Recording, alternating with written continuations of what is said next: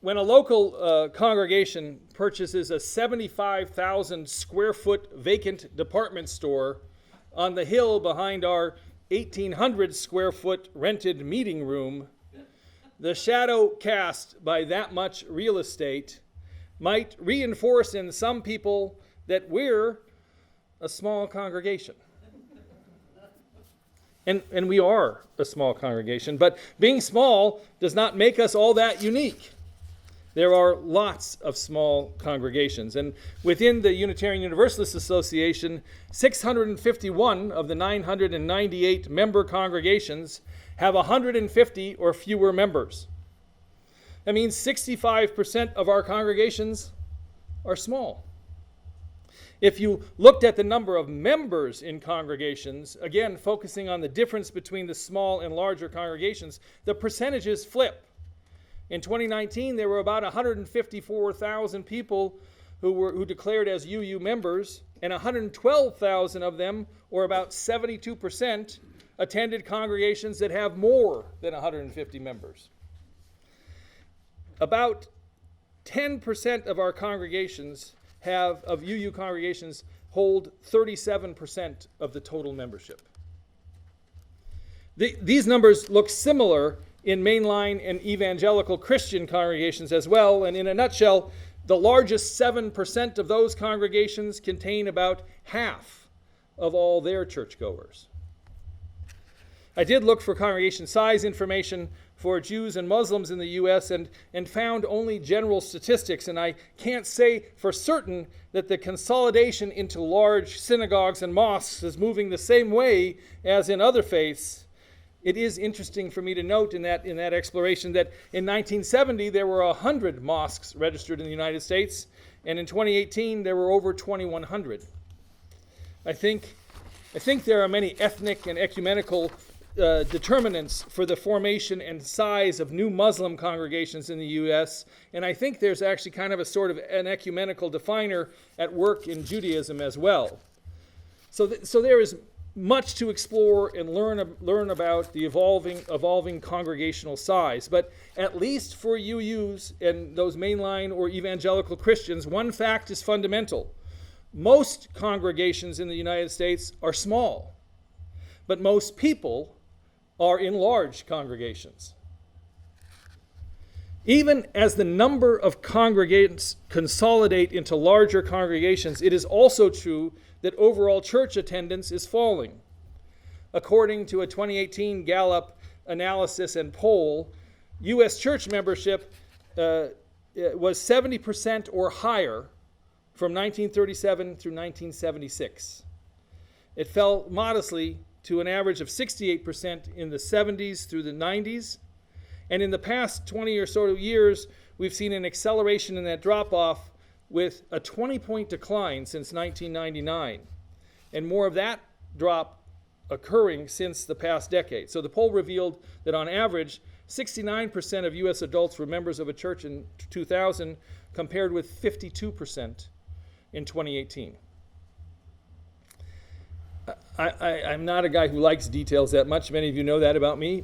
So I'm going to stop my parade of statistics right there. But I wanted to try to give you a sense of the numbers early. And initially I wanted to be sure and try to uncouple that implicit sense that if you're small, you have to have as a primary concern growth. Small doesn't necessarily have to move to big. And as those statistics reveal, big isn't winning the day. Concurrent with the consolidation of church membership in large congregations is the reduction of overall church membership. I think small has something to offer. And I'm not trying to be bombastic, although I like to be bombastic, but I'm not now trying to be bombastic and say small is the singular path to sustaining church membership and growth. I'm confident that as a larger church occupies the hilltop above us, we still occupy a vibrant place down here in the holler. A Presbyterian minister, Steve Willis, wrote a book entitled Imagining the Small Church Celebrating a Simpler Path. I'll admit to you, and it's rather poignant that Reverend Dr. Sidney is here, because I'm going to announce that I'm a neophyte when it comes to the experience of serving as a minister with a small congregation. So as I read this book and the examples that this minister shared of his almost 2 decades of ministering to small congregations, I found myself saying out loud, "Wait, that happened here." Or, "Wow, so that's why she acted like that?" Unlike other conversations about small congregations, and those are those that lumber under the weight of that unfounded imperative for growth, or the ones that declare that we small folks need to catch up to the large, typically more urban congregations' directions, this book celebrated the simple and intimate interplay in small congregations between the congregants, between the minister and the congregants, and the church and the community. And I think most powerfully, there was a thread about the church and its place in the natural world. An essential thought offered by Reverend Willis is his sense of central culture and peripheral culture. Willis notes that typically, but not always, small rural congregations participate in peripheral culture, and larger metropolitan or suburban congregations are part of the central culture.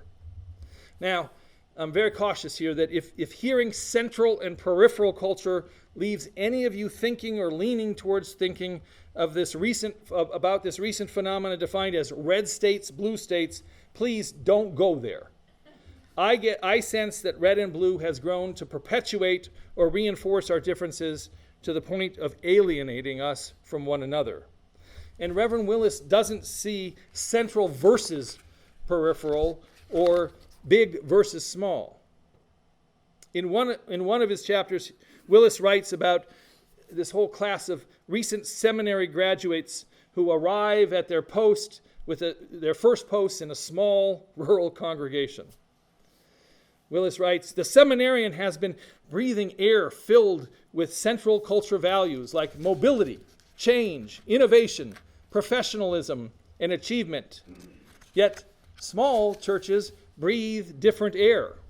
Peripheral culture values in these small church settings are almost mirror images of their central culture values.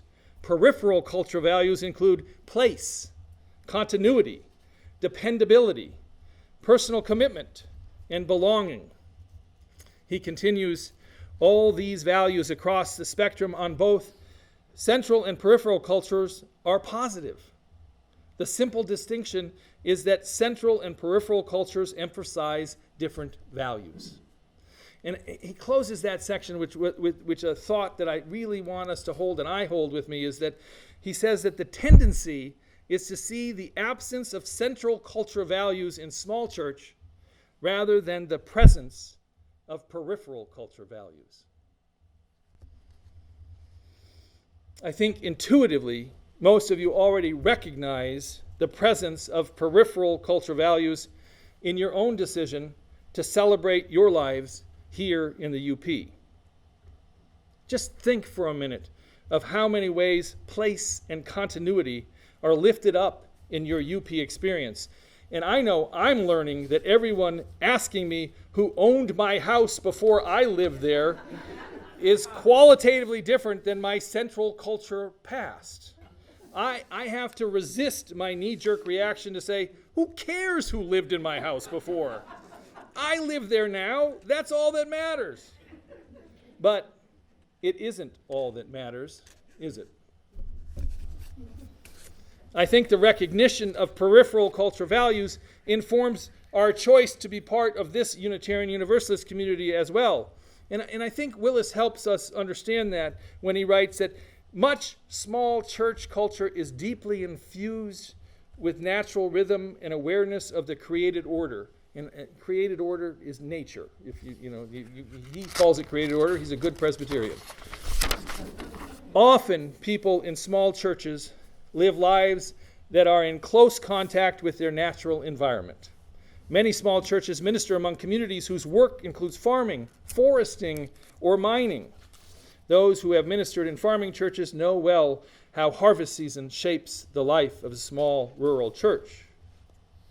He didn't mention it, but if you live in a place that gets 300 inches of snow per year, you also know that natural connection shapes the life of your rural church. Again, Reverend Willis is not trying to say that central culture churches are without a connection to nature. Thoughtful folks in those congregations can develop that connection. But here, we live among the trees, water, and snow. We don't need to develop a connection to it. It seems to me we are connected by our choice of being here. At a recent dinner, a fellowship member talking about KUUF said to me, "It feels like we're becoming churchy."